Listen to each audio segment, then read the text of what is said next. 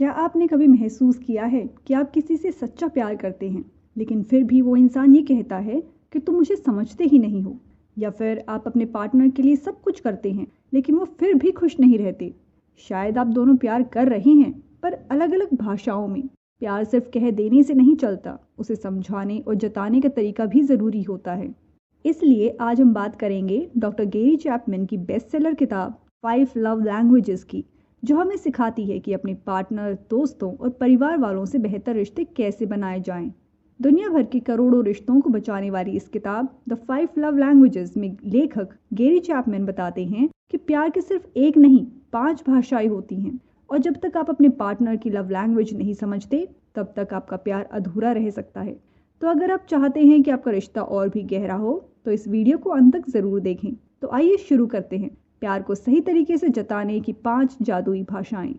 Love language 1, words of affirmation, तारीफ और सराहना के शब्द। कुछ लोगों के लिए प्यार की भाषा शब्द होते हैं।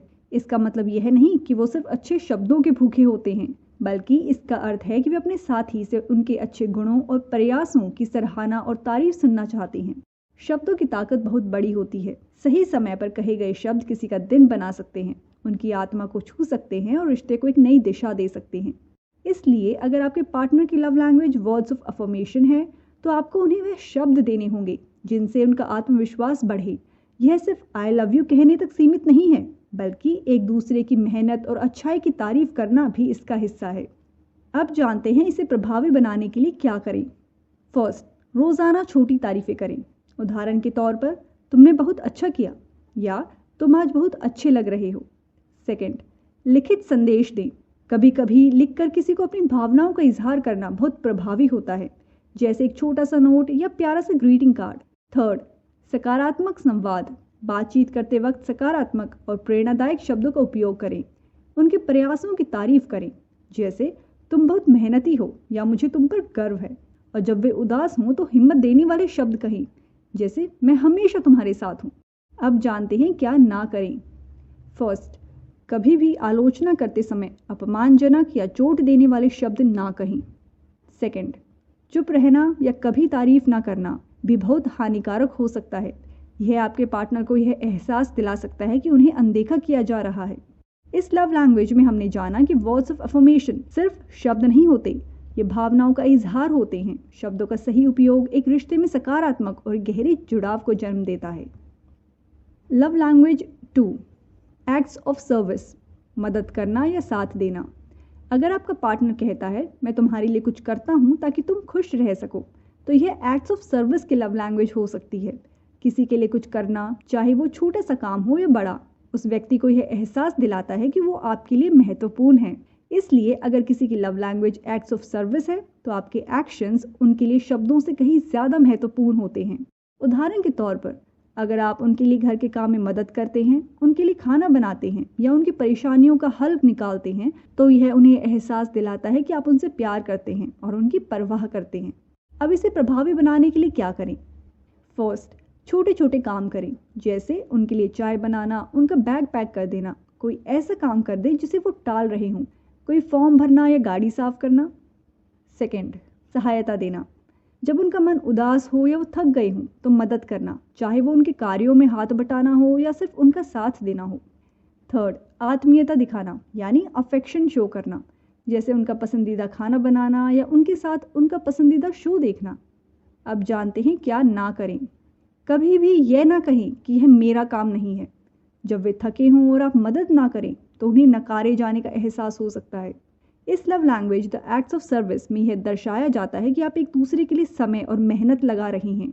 यह प्यार का एक प्रेरणादायक रूप है, जो भावनाओं के साथ साथ कार्यों से भी जुड़ा होता है। Love language 3, receiving end giving gifts, तोहफे देना।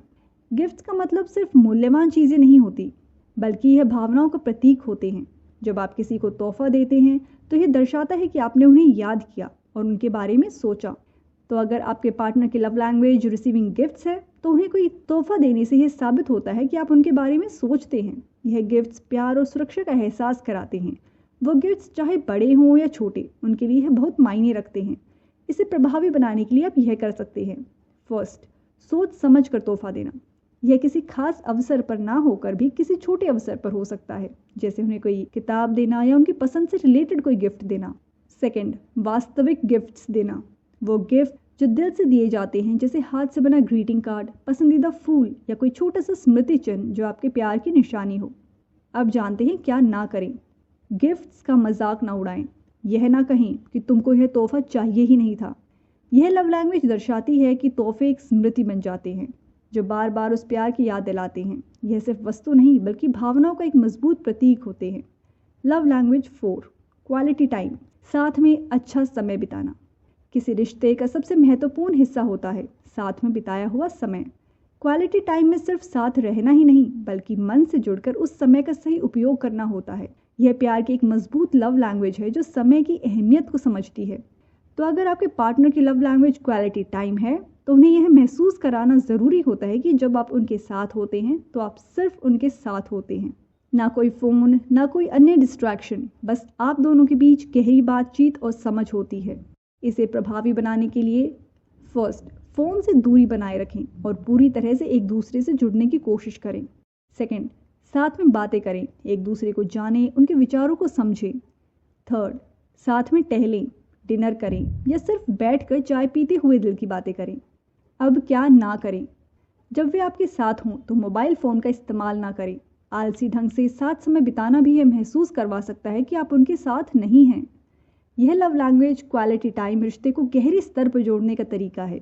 जब आप अपने पार्टनर को पूरी तरह से सुनते और समझते हैं तो आप प्यार को एक नई ऊंचाई तक पहुंचाते हैं। लव लैंग्वेज 5, फिजिकल टच, स्पर्श का महत्व। कभी कभी गले लगाना, हाथ पकड़ना, कंधे पर हाथ रखना या पीठ थपथपाना, ये सब इशारे प्यार के सबसे गहरे रूप होते हैं। फिजिकल टच प्यार का ऐसा रूप है जो आध्यात्मिक और शारीरिक रूप से जुड़ा होता है। अगर किसी की लव लैंग्वेज फिजिकल टच है तो वह अपने साथी से स्पर्श के माध्यम से प्यार महसूस करता है। जब आप उन्हें गले लगाते हैं या उनका हाथ पकड़ते हैं तो यह स्पर्श उनके लिए प्यार, सुरक्षा और अपनापन का सबसे बड़ा इशारा होता है।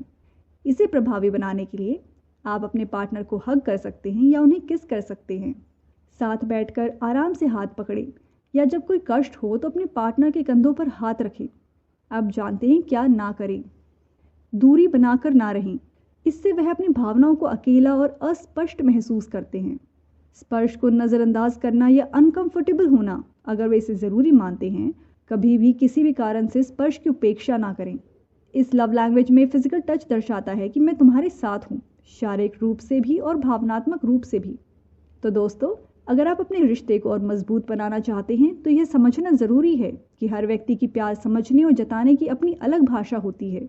चाहे वो शब्द हों, साथ हो, तोहफे हों, मदद हो या स्पर्श, जब आप सही भाषा में प्यार जताते हैं तो चमत्कार होते हैं। अब आप बताइए, इनमें से आपके पार्टनर की लव लैंग्वेज कौन सी है? और इसे जानने के लिए ध्यान दीजिए, वो किस चीज़ से सबसे ज़्यादा जुड़ते हैं, उन्हें क्या सबसे ज़्यादा हर्ट करता है, वो किस चीज़ की सबसे ज़्यादा चाहत रखते हैं। क्योंकि सच्चा प्यार समझने और निभाने की कला है। जब आप किसी को उसकी भाषा में प्यार जताते हैं तो वो सिर्फ खुश नहीं होते, वो खुद को पूरी तरह से आपके साथ जुड़ा हुआ महसूस करते हैं। तो यह थी हमारी आज की बुक समरी। अगर आपको ये वीडियो पसंद आया हो तो लाइक, शेयर और सब्सक्राइब ज़रूर करें और कमेंट में बताइए आपकी लव लैंग्वेज कौन सी है। फिर मिलेंगे एक और किताब की कहानी के साथ। तब तक के लिए याद रखिए, प्यार जताइए पर उस भाषा में जो सामने वाले को समझ आए। धन्यवाद।